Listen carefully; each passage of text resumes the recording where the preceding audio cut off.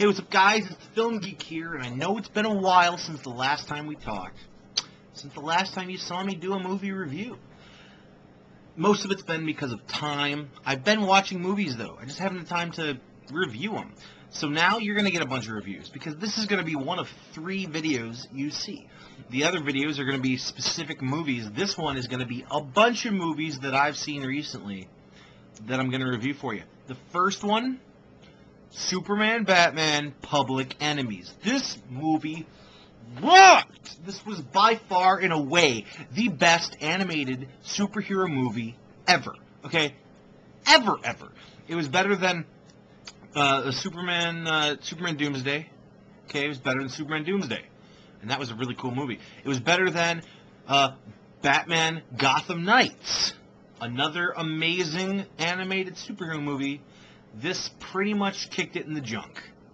Like, its testicles are all black and blue because of how hard this one kicks. Alright? This movie is awesome. First off, the art. I love the way they drew Superman. He was so cool and younger and modern. It was awesome. Okay, just seeing his physique with the, like, cool semi-spiked hairdo. It was awesome. Batman, your general Batman, a lot of the villains looked like fantastic versions of themselves. Same with some of the other heroes that were in there, like Power Girl. Well, actually, I wasn't really all that fond of how Power Girl looked, but other ones, Captain Marvel, Hawkman, Major Force, Captain Atom. They looked pretty sweet. This movie the art was fantastic, plain and simple. Then you have the story. This thing held so true to the Superman, Batman, Public Enemies, and Absolute Power, really, graphic novels, or not graphic, collections of the Superman, Batman series. Then the action.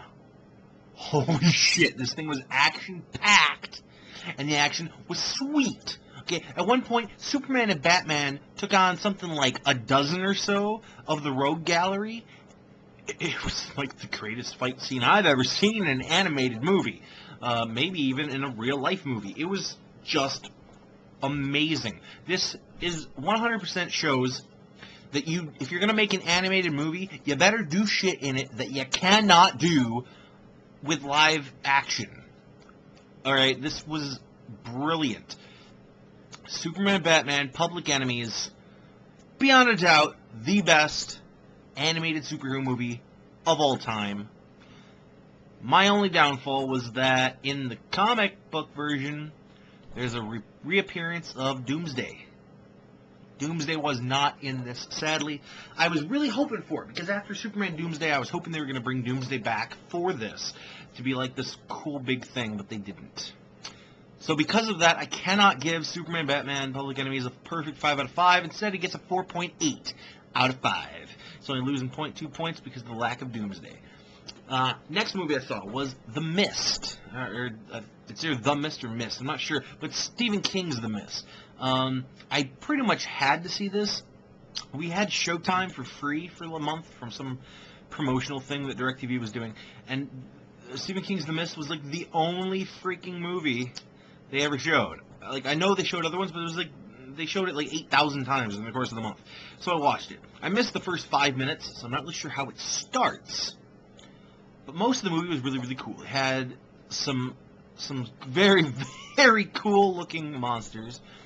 But then there were also monsters that weren't so cool-looking, that were basically either giant spiders or giant mosquitoes. Some of the huge, huge monsters were pretty cool, but they were still just versions of other animals, really. It wasn't a whole lot of originality. I think the most original thing was probably the flying things that were eating the giant mosquitoes. It looked kind of like a cross between a bat and a German Shepherd. I don't know. It was kind of cool, though. But the story was pretty sweet, too. And the ending punches you in the face. It is so cool. It is the best ending. Like, okay, this movie, in this movie, in Stephen King's The Mist,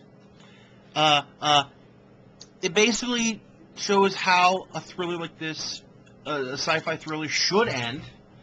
And M. Night Shyamalan, you're one of my favorite directors, but you should really take note on how to end a movie, because these guys, the guys who did The Mist, they did it right. It was awesome. You should take note. I give The Mist a 4 out of 5. Well, no, that's actually a little too much, because I did think some of the monsters were kind of crappy. I'm going to give it a 3.5 out of 5. That sounds about right. Next up, I saw, what was it called? Identity, with John Cusack. Holy shit. Identity was freaking amazing. Okay, it was the coolest thing. Like, it was such a total mindfuck. If anyone watches Identity, and if anyone has watched Identity and they tell you that the ending was predictable, they're lying to you. Punch them in the face, because they're a dirty, rotten liar. Identity was sweet. There's no possible way you could see the ending. You could probably guess bits and pieces of how it's going to end, but there's no way you saw the entire ending coming. It just ain't possible, people.